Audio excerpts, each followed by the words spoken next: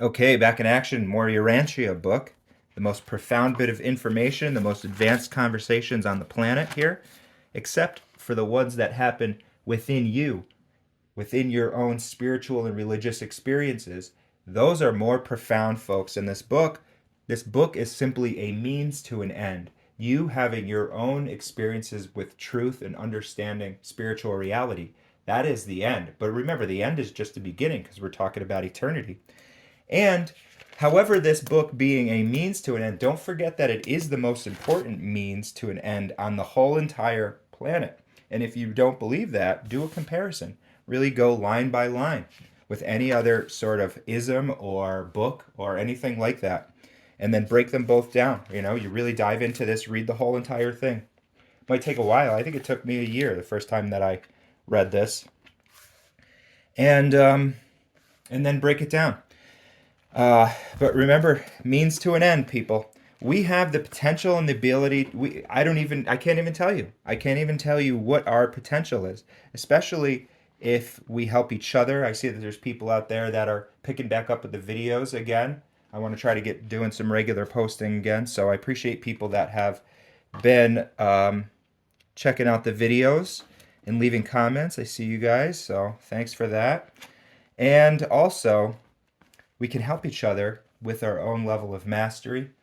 And who knows? Remember, Jesus of Nazareth turned the world upside down as a human being. He didn't resort to powers that he could have, and he made a conscious decision not to.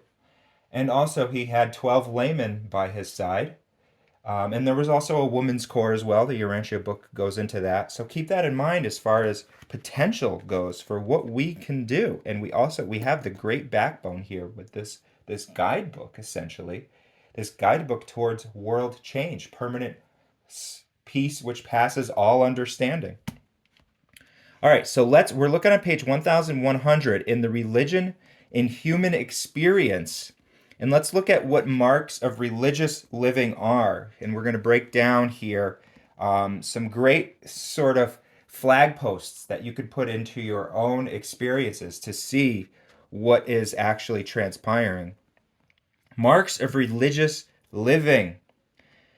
Evolutionary religions and revelatory religions may differ markedly in method, but in motive there is great similarity. So right off the rip, it's distinguishing between two types of religions. Your evolutionary religions being your fear-based ones, which come from ghost fear, primitive man not understanding his dreams, not understanding fire, not knowing why people get sick and stuff like that. And that keeps carrying on and on. You got your great floods and your Noah's vengeful, this and that. Okay. So you see this course of evolutionary religion with this fear based thing. And, you have to do a certain prayer to this deity or it's going to do this, or you have to curry favor with this deity through having some arbitrary, I don't know, voodoo doll, with 8 arms or whatever. There's a million and one of them.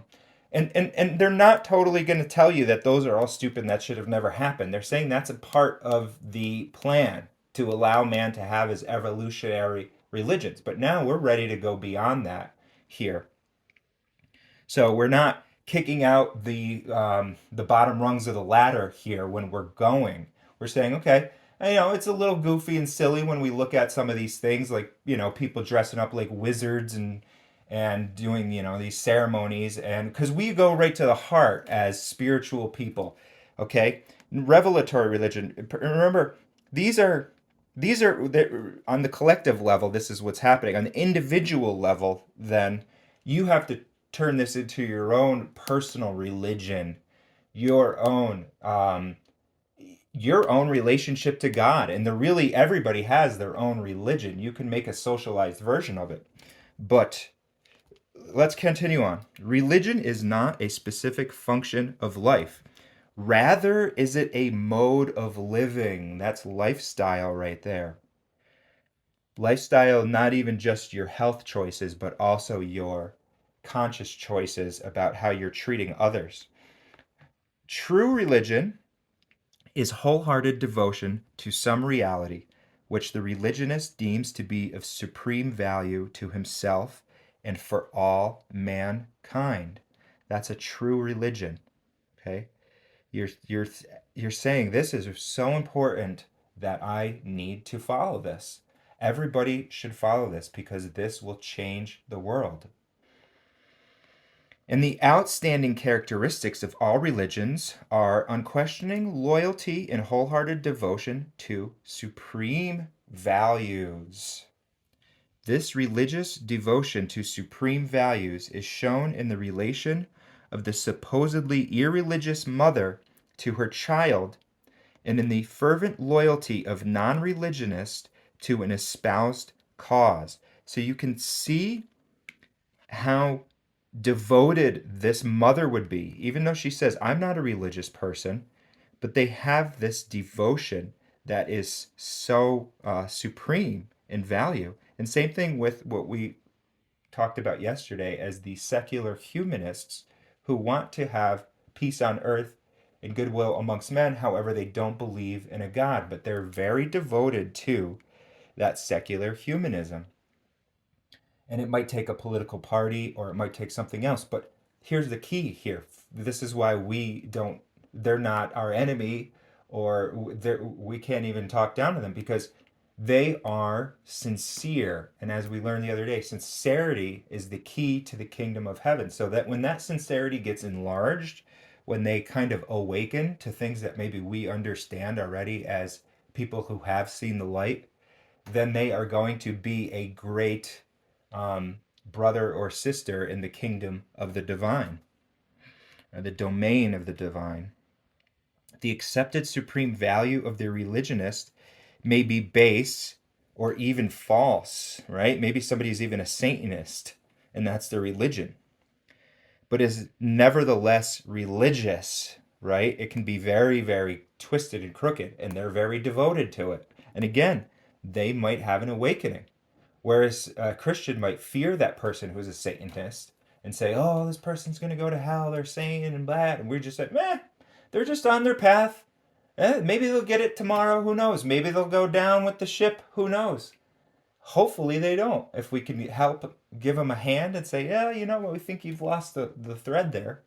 And if they want to take the hand, that's great. But if not, that's not our concern. We don't need to put any extra energy into sort of demonizing or somebody. It's just and they get into it more. Watch, you'll hear.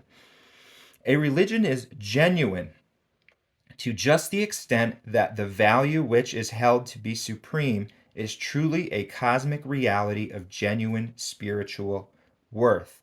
And just one other aside, that's not to say if somebody, yeah, sure, they might have the wrong belief and we can forgive them and love them, but if they do a crime, we certainly have to make sure we lock them up.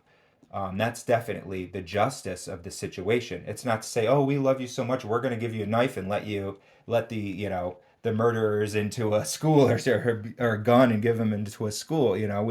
We're not stupid. Remember, awareness is queen to revelation. This is the level revelation, but we have to be very aware. And as Jesus of Nazareth said, as wise as serpents, but as gentle as doves. So we might forgive somebody who's evil and love them and want them, but we might say, hey, you know what? It's going to have to be in your next life that you have the freedom in order to show us that you've changed. For this life, yeah, sorry, you're going to have to go to prison for your rest of your life, or even death penalty if your crime was whatever, that serious. So that is just the efficient reality of what we have to deal with here on this planet. Because if not, we could lose the thread as far as control over freedom. And that goes for your common blue collar and also your white collar. Those people should be imprisoned for their war crimes, probably even put to death depending on the severity. I mean, I'm not that's not my field. That's not my thing, but I know that justice needs to be swift, sure, and it also needs to be fair. Everybody deserves a free trial, a free and fair trial, and all that type of stuff. We don't do cruel and unusual punishment or anything like that, but it just needs efficiency is the best way to think about. It's the non-personal aspect of God. Okay, love is the personal aspect. Justice is more like a mechanistic, almost like physics. It's like a rule of law. It's just inherent in the universe is the justice. So But the love is, hey, when you resurrect on the other side, you'll have another chance. And you could say, I really did repent over doing that killing and so forth. And that's why we don't stop loving you, okay? The marks of human response, um,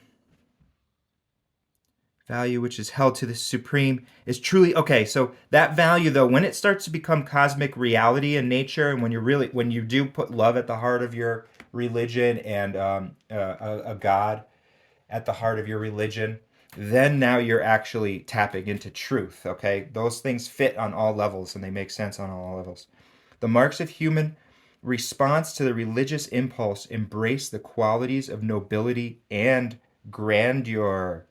Okay, so it's a noble thing, even if somebody doesn't have all of the details right, people. Okay, that's wonderful that they're believing in something and that they're sincere. Okay, the details we'll work on those as time goes on. The sincere religionist is conscious of universe citizenship and is aware of making contact with sources of superhuman power. And that's what we're trying to tap into if you have not already. And that's why I said, who knows what our potential is when we do that. He is thrilled and energized with the assurance of belonging to a superior and ennobled fellowship of the sons of God. So you can't fail. Nothing can possibly harm you. Even if it's something in the physical, then you're just going to bop off the planet and carry on like nothing ever happened, except for growth and learning. The consciousness of self-worth has become augmented by the stimulus of the quest for the highest universe objectives, supreme goals. Now remember, this is that growth thing, that stimulating, invigorating growth that you're taking as you do your daily actions. The self has surrendered to the intriguing drive of an all-encompassing motivation, which imposes heightened self-discipline. Okay, that is such an underlinable word. If you don't have that, then your religion is something's missing there. Self-control, self-restraint, self-discipline. Lessens emotional conflict. You gotta let it go. You gotta let it brush off your shoulder, fall off your plate. Breathe a sigh of relief and just keep going. Remember, moment by moment. And makes mortal life truly worth living, the joy of it. The morbid recognition of human limitations is changed to the natural consciousness of mortal shortcomings, associated with moral determination and spiritual aspiration to attain the highest universe and super-universe goals. And this intense striving for the attainment of supermortal ideals is always characterized by increasing patience, forbearance, fortitude, and tolerance. That's why we tolerate those who are just bopping around and trying to figure it out. Okay, let's look at those again. Patience, remember we learned the other day, patience, you'll transcend even the need for patience because that's a time-based thing. If you understand you have an eternity, then there's no need for patience. You're eternally patient. Okay, forbearance, fortitude, and tolerance. Okay, you're all right. You just got to keep going and plug in. Yeah, I got a flat tire. Just got to get through it. Whatever the situation is. But true religion is a living love, a life of service.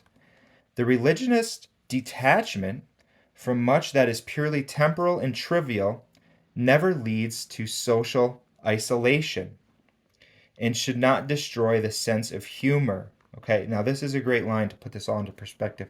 Genuine religion takes nothing away from human existence. So you don't have to say, I'm giving something up in order to have self-discipline. Just because I didn't pig out on the pizza doesn't mean that you're giving something up. You're just shifting your priorities and saying, well, I'll pig out on this delectable watermelon and I can have an amazing taste sensation. In this way, I am also not defiling the earthly tabernacle of the body. But it does add new meanings to all of life. It generates new types of enthusiasm, zeal, and courage. Again, all great words. This is what we're putting in our mind right now at this phase in our life, where we could take this time to dwell on something like um, gossip. Who knows? We are putting these types of concepts, we're reforming our brain right now as we read to put in words like enthusiasm, zeal, courage.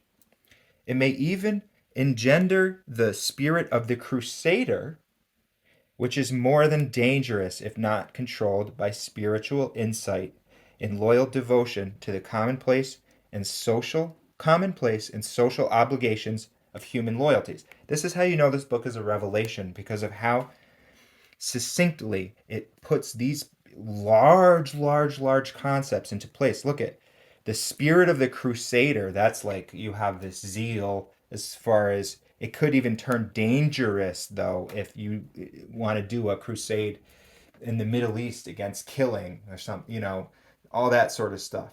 Okay? So you have to control it by spiritual insight. They think that they're being of God when they're doing that. But this book is saying, no, you're actually just being your religious fanatic.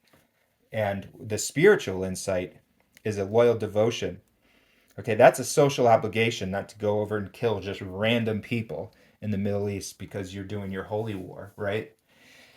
Um, or anywhere, or anybody doing any killing. One of the most amazing earmarks of religious living is that dynamic and sublime peace, that peace which passes all human understanding, that cosmic poise which betokens the absence of all doubt and turmoil. Again, if you don't have it, then take a step back and remember these words. I can have a peace which passes all understanding, no matter what the situation is. Let it go. Such levels of spiritual stability are immune to disappointment. You can have that ability right now from this moment on for the rest of your life to just say, I am disappointment proof. When it happens, I just move on and realize that this is the rigorous life and path of my growth. And I just say, I'm getting the joy and the pleasure of experiencing a rigorous situation right now. How wonderful. This is forging my soul between the hammer of time and the anvil of necessity, or so, I don't know, the book puts it in some beautiful way. Okay. Such religionists are like the Apostle Paul, who said, I am persuaded that neither death nor life, nor angels, nor principalities, nor powers, nor things present, nor things to come, nor height, nor depth, nor anything else shall be able to separate us from the love of God. So he gets it. And that's where we need to be. That's an eternal mindset and attitude. There is a sense of security associated with the realizing of triumphing glory, security, glory, resident in the consciousness of the religionist who has grasped the reality of the supreme. Now that's the capitalized supreme because that's the God, the supreme. That's the evolving God of time and space. Okay, who pursues the goal of the ultimate, which is to be. The ultimate is eventuating, I think. I know it's beyond the supreme. Okay, we can revisit that at another time. But yeah, they're capitalized because they're aspects of God. Okay. Even evolutionary religion is all of this in loyalty and grandeur because it is a genuine experience. So even that person who's doing a voodoo doll, okay, it's still grand, okay? Because it's that person's, I am genuinely trying to reach beyond myself and so forth. It's their attempt. But revelatory religion is an excellent as well as genuine, and that's what we have before us here. And as you see these words, yeah, this is a different level than just sitting there doing a voodoo doll.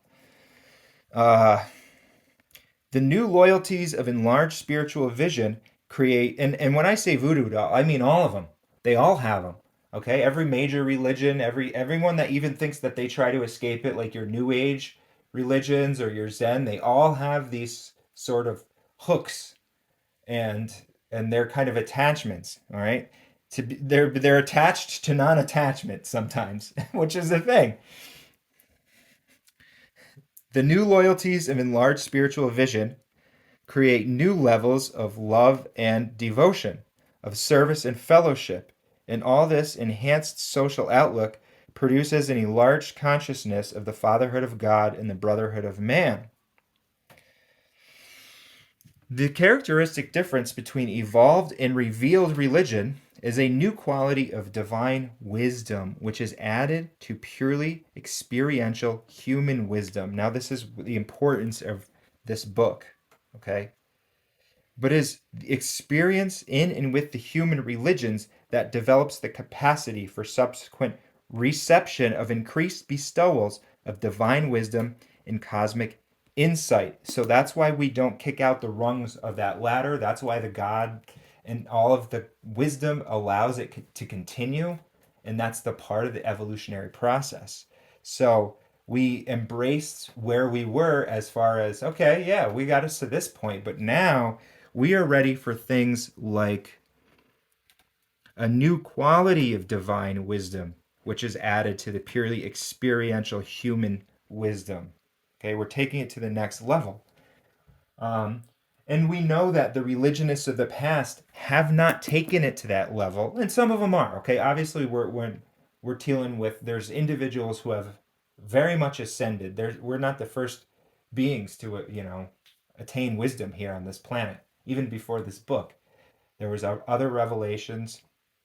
Jesus of Nazareth and his look at they quoted Paul from 2,000 years ago, right? So there is beings who understood this, but as a whole, you can see that the religions are not there because of how much infighting they have, how much cult like practices that they not just infighting, outfighting that they have, and these uh, we are the group and the others are not the group and all of that mentality. So that's not this wisdom right here needs to be put into every single one of those religions. If they still want to spin a prayer wheel and do a prayer flag, that's fine, go for it. But once they have this in there, and then we're all under the fatherhood of God, that's when we start to have the brotherhood peace on earth. If they're segregating that, it can't happen. You need a unifying source. And what better source than the ultimate of creation? Okay? All right, folks. Well, that was a great time for me. I hope you all enjoyed that. Appreciate you checking out the videos, and we will see you the next time.